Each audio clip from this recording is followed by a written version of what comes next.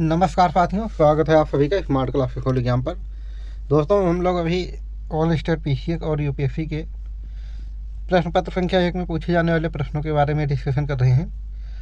आज का हमारा टॉपिक है मध्यकालीन भारत का इतिहास, और इसमें सबसे पहले हम देखेंगे इस्लाम के उदय के बारे में। तो साथियों, ये आज का हमारा जो टॉपिक है, मेंस और प्री दोनों के पॉइंट ऑफ व्यू से बहुत ही महत्वपूर्ण टॉपिक है। तो आइए देखते हैं इसमें। इस्लाम शुरू करते हैं। इस्लाम के उदय के वक्त से यहीं के मध्यकालीन भारत की शुरुआत होती है। इस्लाम अरबी भाषा के दो शब्दों से मिलकर बना है। ये दो शब्द हैं, पहला है फ़ल्म, दूसरा है फिल्म। फ़ल्म का अर्थ है शांति और फिल्म का अर्थ है समर्पण। इस्लाम धर्म का उदय अरब देश में हुआ। इस्लाम धर्म के उदय के पहले अरब में बहुदेववाद एवं मूर्ति पूजा का प्रचलन था। इस्लाम धर्म के प्रवर्तक पैगंबर मोहम्मद साहब थे। मूर्ति पूजा का विरोधी है। इस्लाम जो है मूर्ति पूजा का विरोधी है। इस्लाम के अनुयायियों को मुसलमान कहा जाता है। इनका पवित्र ग्रंथ कुरान शरीफ है। मुसलमानों के 5 कर्तव्य हैं। ये 5 कर्तव्य हैं। पहला है कलमा, दूसरा है नमाज, तीसरा है रोज़ा, चौथा है ज़कात, 5वां है हज। मुसलमानों के जो 5 कर्तव्य हैं, जो पहला है कलमा, अल्लाह पर पूर्ण विश्वास प्रकट करना कलमा कहलाता है। नमाज, प्रत्येक मुसलमान को दिन में 5 बार नमाज पढ़ना चाहिए। जो रोज़ा है, रमज़ान के महीने में सूर्योदय से लेकर सूर्यास्त तक अन्न जल ग्रहण किए बिना अल्लाह की इबादत करना रोज़ा कहलाता है। ज़कात, अपनी आय का 2.5 या 2.5% गरीबों में दान करना ज़कात कहलाता है। हज, प्रत्येक मुसलमान को जीवन में कम से कम एक बार मक्का की यात्रा जरूर करनी चाहिए। ये हज कहलाता है। पैगंबर मोहम्मद साहब प्रथम मुस्लिम राज्य की स्थापना की और मदीना को केंद्र बनाकर मुसलमानों पर शासन किया। पैगंबर साहब ने धर्म राज्य अर्थात खिलाफत की स्थापना की। पैगंबर साहब के बाद खिलाफत या धर्म राज्य के प्रमुख को खलीफा कहा गया। पवित्र खलीफा, पैगंबर साहब के बाद 4 पवित्र खलीफा हुए। ये चारों हैं पैगंबर साहब के साथी रह चुके थे। पैगंबर साहब के साथी, ये चारों पैगंबर साहब के साथी रह चुके थे तथा फर्क से इन्हें खलीफा चुना गया। अतः ये पवित्र खलीफा कहलाए। पवित्र खलीफाओं की राजधानी मदीना थी।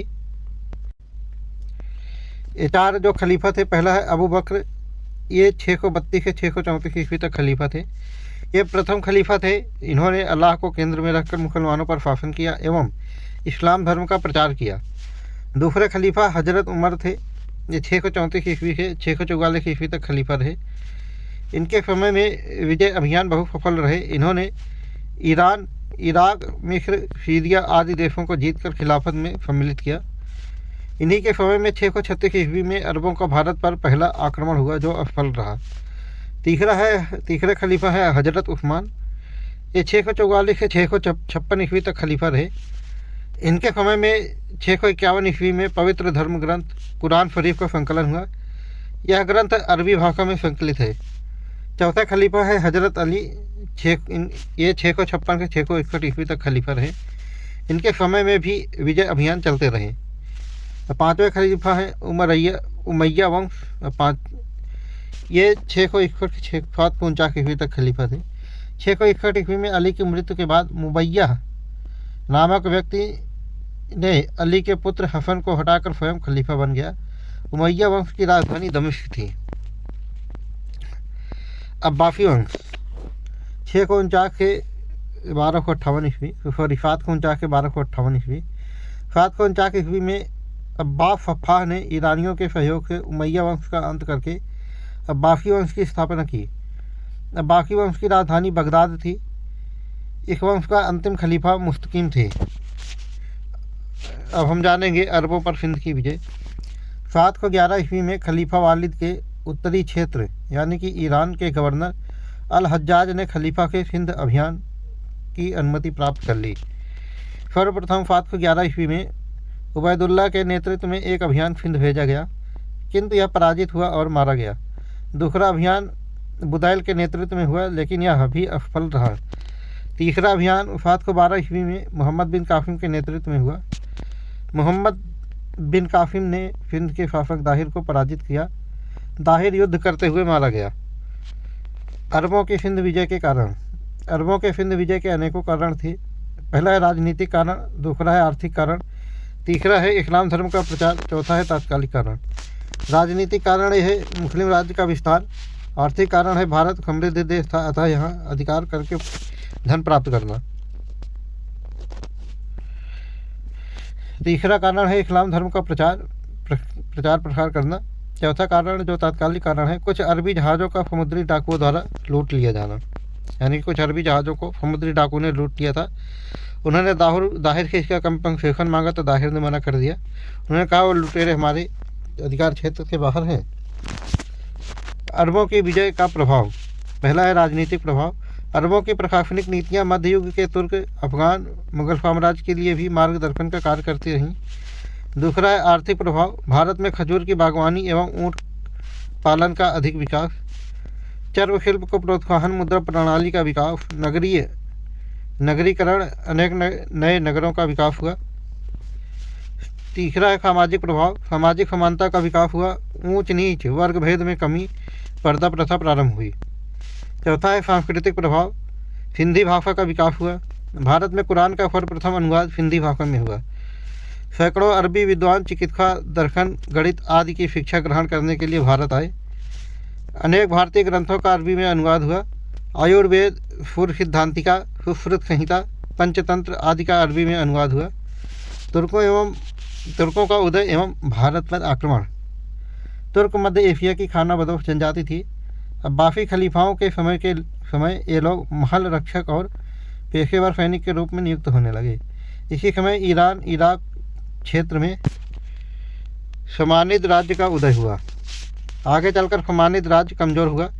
उसका लाभ उठाकर गजनी को केंद्र बनाकर अलप्तगीन ने तुर्कों के प्रथम स्वतंत्र राज्य की स्थापना की। अलप्तगीन, इनका कार्यकाल 962 से 977 ईस्वी तक था। इसकी राजधानी, अलप्तगीन की राजधानी गजनी थी। अलप्तगीन ने 1700 चुने हुए तुर्क अधिकारियों को नियुक्त किया। इनमें से एक सुबुक्तगीन था। अलप्तगीन के बाद सुबुक्तगीन शासक बना। सुबुक्तगीन, इनका कार्यकाल 977 से 997 ईस्वी तक था। यह दूसरा तुर्क शासक सुबुक्तगीन था। कुछ दिनों बाद सुबुक्तगीन ने जयपाल के राज्य में आक्रमण करके लूटपाट किया। सुबुक्तगीन की मृत्यु के बाद इसके दोनों पुत्रों अब्दुल कासिम महमूद और इस्माइल दोनों के मध्य उत्तराधिकार का युद्ध हुआ, जिसमें अब्दुल कासिम मसूद विजय हुआ और अब्दुल कासिम महमूद गजनवी के नाम से शासक बना। ये अब्दुल कासिम विजयी हुआ और यही जो अब्दुल कासिम है ये महमूद गजनवी के नाम से शासक बना। महमूद गजनवी, इनका कार्यकाल 998 से 1030 ईस्वी तक था। महमूद गजनवी गद्दी पर बैठने के एक वर्ष के अंदर ही बगदाद के अब्बासी खलीफा अल कादिर बिल्लाह से गजनी के शासक के रूप में मान्यता प्राप्त कर ली। यानी कि जो महमूद गजनवी था ये बगदाद के एक खलीफा हुआ करते थे जिनका नाम था अल कादिर बिल्लाह। उनसे इन्होंने गजनी के शासक के रूप में मान्यता ले लिया था। अल कादिर बिल्लाह ने महमूद गजनवी को अमीन अल मिल्लत यानी कि मुसलमानों के रक्षक और यामीनुद्दौला यानी कि साम्राज्य का दाहिना हाथ की उपाधि प्रदान की। महमूद गजनवी सुल्तान की उपाधि धारण करने वाला पहला मुस्लिम शासक था। भारतीय अभियान। महमूद गजनवी 1000 ईस्वी से 1027 ईस्वी तक भारत में कुल 17 बार आक्रमण किया। इसका पहला अभियान था 1000 ईस्वी में। इसका पहला अभियान जो है 1000 ईस्वी में हुआ जब इसने सीमा के कुछ क्षेत्रों को जीत लिया। इसका दूसरा अभियान था 1001 ईस्वी में हुआ। इसका दूसरा अभियान जब इसने हिंदू शाही वंश के राजा जयपाल के विरुद्ध आक्रमण किया। जयपाल इस पराजय के अपमान को सहन नहीं कर सका और स्वयं निर्मित चिता पर आत्महत्या कर ली। यानी कि इसका महमूद गजनवी का जो दूसरा आक्रमण था, इसने हिंदू शाही वंश के एक राजा थे जिनका नाम जयपाल था। जयपाल हार गया और अपनी हार को सहन नहीं कर पाया, चिता बनाई और उसमें आत्महत्या कर लिया। 1006 ईस्वी में गजनवी ने मुल्तान पर आक्रमण किया और यहाँ पर करमाथी वंश के शासक अब्दुल फतेह दाऊद ने बिना युद्ध किए ही आत्मसमर्पण कर दिया। इस तरह मुल्तान पर महमूद गजनवी का अधिकार हो गया। यानी कि जब महमूद गजनवी ने मुल्तान पर आक्रमण किया था तो वहाँ करमाथी वंश का शासन था और उसके शासक जो अब्दुल फतेह दाऊद थे इन्होंने युद्ध नहीं किया और आत्मसमर्पण कर दिया। तो इनका आखानी कि महमूद गजनवी का अधिकार हो गया मुल्तान पर। 1008 ईस्वी में पुनः इसने हिंदू शाही राज्य पर आक्रमण किया और यहाँ के शासक आनंदपाल को बेहंद के पास पराजित कर दिया। 1008 ईस्वी में महमूद गजनवी ने फिर से हिंदू शाही राज्य पर आक्रमण किया। उस समय का वहाँ का शासक जो था आनंदपाल था, और आनंदपाल को बेहंद नाम की एक जगह है, वहाँ पर इसने हरा दिया था महमूद गजनवी ने। इस विजय के बाद महमूद गजनवी ने सिंध पर अधिकार कर लिया। 1018 ईस्वी में इसने गंगा घाटी में प्रवेश किया, यानी कि महमूद गजनवी जो है 1018 ईस्वी में गंगा घाटी में प्रवेश किया और यहाँ पर गुर्जर प्रतिहार राज्यपाल द्वारा शासित कन्नौज राज्य पर आक्रमण कर दिया। यानी कि जो महमूद गजनवी 1018 ईस्वी में गंगा घाटी में प्रवेश किया तो यहाँ पर गुर्जर प्रतिहार के राज्यपाल थे जो कन्नौज पर शासन कर रहे थे, वहाँ पर 1018 ईस्वी में महमूद गजनवी ने शासन किया, वो आक्रमण किया। महमूद गजनवी का सबसे महत्वपूर्ण आक्रमण था 1024 से 1025 ईस्वी में सोमनाथ पर आक्रमण। इस समय गुजरात का शासक भीम प्रथम था। 3 दिनों के भीषण युद्ध के बाद इसने सोमनाथ के मंदिर पर आक्रमण पर अधिकार कर लिया और मंदिर को तोड़कर विपुल संपत्ति प्राप्त की। यानी कि 1024-25 ईस्वी में सोमनाथ, जब गुजरात में भीम प्रथम का शासन था तो इसने महमूद गजनवी ने सोमनाथ पर आक्रमण किया और यहाँ के 3 दिनों तक युद्ध चला। उसके बाद इसने सोमनाथ मंदिर पर अधिकार कर लिया और मंदिर को तोड़कर जो संपत्ति थी, बहुत सारी संपत्ति थी, उसको लूट लिया इसने। और 1025 ईस्वी में सोमनाथ के वापस जाते समय सिंधु नदी की निचली घाटी में जाटों ने इसका मार्ग अवरुद्ध किया। एक समय यह रक्षात्मक कार्यवाही करके गजनी चला गया। 1027 ईस्वी में महमूद गजनवी का अंतिम आक्रमण हुआ। यह आक्रमण जाटों के विरुद्ध था, एक तरह का दंडात्मक अभियान था। इसमें इसने जाटों को कठोरता से दमन किया और वापस चला गया। महमूद गजनवी के प्रमुख भारतीय अभियान के बारे में जान लेते हैं। महमूद गजनवी भारत पर कुल 17 बार आक्रमण किए थे, जिसमें से महत्वपूर्ण जो आक्रमण है उसकी हम चर्चा कर लेते हैं। सबसे पहले महमूद गजनवी ने पहला आक्रमण 1001 से 1002 ईस्वी के बीच में हिंदू शाही राज्य जयपाल के पास आक्रमण किया। इसका दूसरा आक्रमण 1005 से 6 ईस्वी में मुल्तान पर था। उस समय वहाँ का राजा अब्दुल फतेह दाऊद था। महमूद गजनवी का तीसरा अभियान 1008 से 9 ईस्वी तक था। ये हिंदू शाही राज्य पर था। इस समय वहाँ का राजा आनंदपाल था। इसका चौथा आक्रमण था 1012 से 13 ईस्वी तक, थानेश्वर में था और इस समय वहाँ का राजा राम था। इसका पांचवा प्रमुख आक्रमण था 1018 से 1019 ईस्वी में कन्नौज पर। इस समय वहाँ का राजा राज्यपाल था। महमूद गजनवी का छठा प्रमुख आक्रमण 1020 से 1021 तक था। इस समय कालिंजर पर आक्रमण किया था। इस समय वहाँ का राजा विद्याधर था। महमूद गजनवी का सातवां जो प्रमुख आक्रमण था 1024 से 25 ईस्वी में सोमनाथ पर था। इस समय वहाँ का राजा भीम प्रथम था। महमूद गजनवी के आक्रमण का प्रभाव, पहला प्रभाव है भारतीय राजाओं को पराजित कर भारतीय राजनीति की कमजोरी को उजागर कर दिया। दूसरा, पंजाब, सिंध एवं मुल्तान में गजनवी गवर्नरों की नियुक्ति कर मुस्लिम शासन की स्थापना की। तीसरा, भारत में विदेशी आक्रमण का द्वार खोल दिया। चौथा, भारतीय कला को नष्ट किया। पांचवा, भारत का धन गजनी ले गया। मोहम्मद गौरी के बारे में जानेंगे, यहाँ पर चर्चा करेंगे। 12वीं शताब्दी के मध्य में गौर वंश का उदय हुआ। इसने साम्राज्य का आधार उत्तर पश्चिम अफगानिस्तान था। इसके साम्राज्य का आधार जो था उत्तर पश्चिम अफगानिस्तान था। प्रारंभ में गौरी लोग गजनी के अधीन थे और बाद में स्वतंत्र हो गए। 1163 ईस्वी में गयासुद्दीन बिन फाम गौर वंश का शासक बना।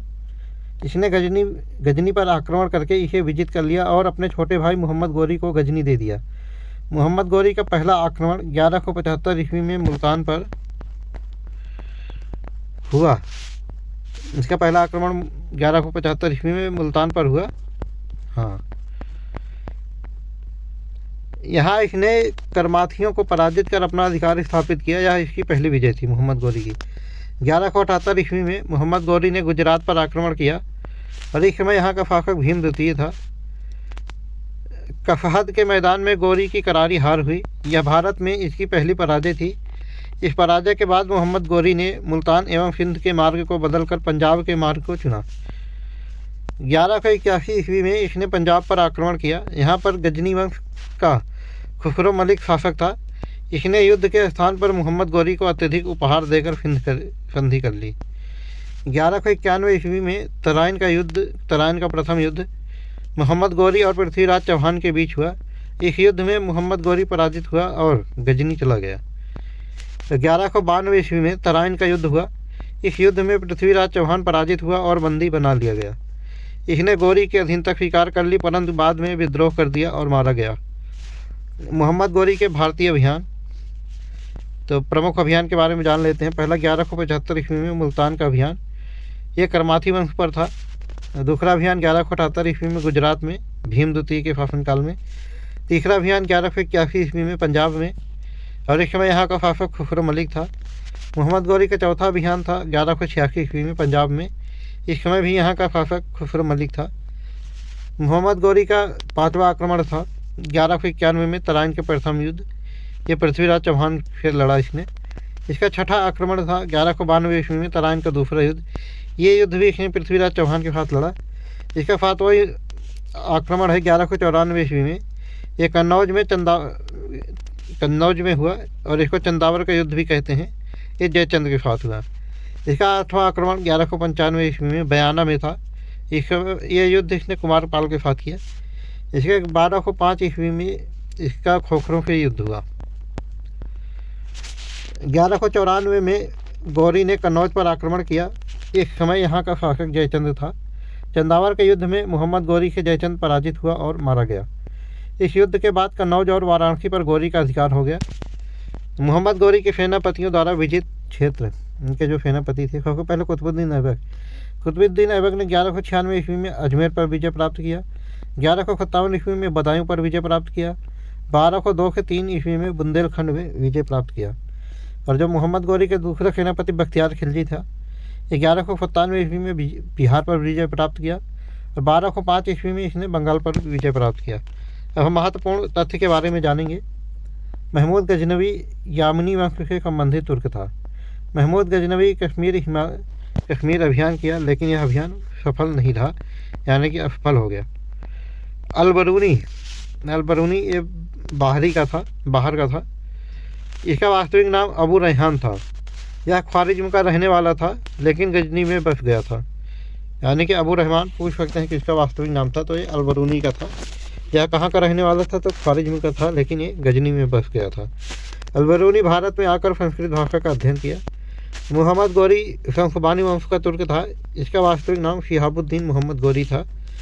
मोहम्मद गौरी का साधारण सेनापति बख्तियार खिलजी ने विक्रमशिला बौद्ध विहार, नालंदा बौद्ध विहार एवं सोमपुर बौद्ध विहार को तहस नहस करके सैकड़ों भिक्षुओं को मौत के घाट उतार दिया।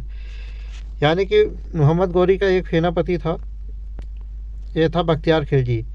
इसने विक्रमशिला बौद्ध विहार और नालंदा बौद्ध विहार और सोमपुर बौद्ध विहार, ये 3 विहार को तहस नहस कर दिया और यहाँ पर लगभग सैकड़ों भिक्षुओं को इसने मार दिया। मोहम्मद गौरी ने सर्वप्रथम कुतुबुद्दीन ऐबक को हाँफी की एकता प्रदान किया था।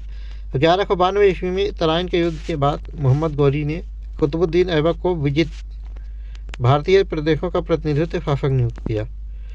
तो आइए दोस्तों, आज का डिस्कशन यहीं तक था और आज के डिस्कशन को यहीं पे समाप्त करते हैं। कल फिर मिलेंगे दोस्तों इसी चैनल पर नेक्स्ट वीडियो के साथ। तब तक के लिए आप वीडियो को देखिए, पसंद आए तो लाइक सब्सक्राइब और शेयर करिए और नोट्स को बनाइए, एग्ज़ाम दीजिए, पास होइए। मिलते हैं कल, तब तक के लिए जय हिंद।